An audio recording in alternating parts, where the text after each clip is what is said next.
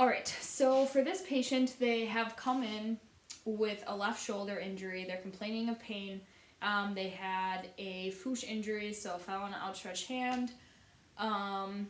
There was swelling, bruising, crepitus over the left clavicle, so that leads me to believe that there's a fracture. I don't have an x-ray machine. But the first thing I wanted to do, I just made sure that the scene was safe. I know this patient came into my office already. They already had an appointment, so they figured that I could just help them, and so I'm going to do the best that I can. So I'm just assessing the area, making sure that nothing else is injured, making sure the patient doesn't have any pain anywhere else. And I have asked the patient, go ahead and make a closed fist with your left hand. They were able to do that. Muscle strength was fine, so that's good there. I'm just going to go ahead and check radial pulse, which radial pulse is good and strong. Just feeling the fingertips, feeling the hands, making sure that adequate warmth is there. No cold fingers, no warm fingers. And then I'm going to have my patient close your eyes. And what finger am I pressing right now? Pointer finger. Good. So they have all the sensory information going there too, which is all great. So materials I'm going to need, I am going to have my triangle sling and swath just so that I can sling them up. Yes, this is a dish towel. I don't have any of my materials here, so I'm making do with what I have. I'm going to have some safety pins, and then I'm just going to have a bandage, which is a shoestring, to go ahead and tie their arm at the end. So first thing that I want to do is I am placing, oh boy, came apart, placing the long end over the unaffected shoulder, just going to very carefully move this arm out so I can get underneath.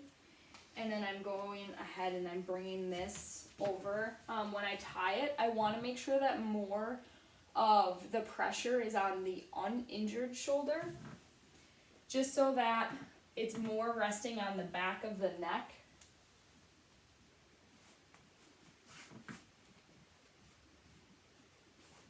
Versus putting more pressure on that injured clavicle. So now that it's resting comfortably there, I am going to go ahead and I'm going to grab my safety pins. I'm not going to do this, I'll just explain it. I'm going to bring this little back area here, and I am just going to go ahead and safety pin it in the front. That kind of helps hold the sling together just a little bit more. Probably makes the patient more comfortable.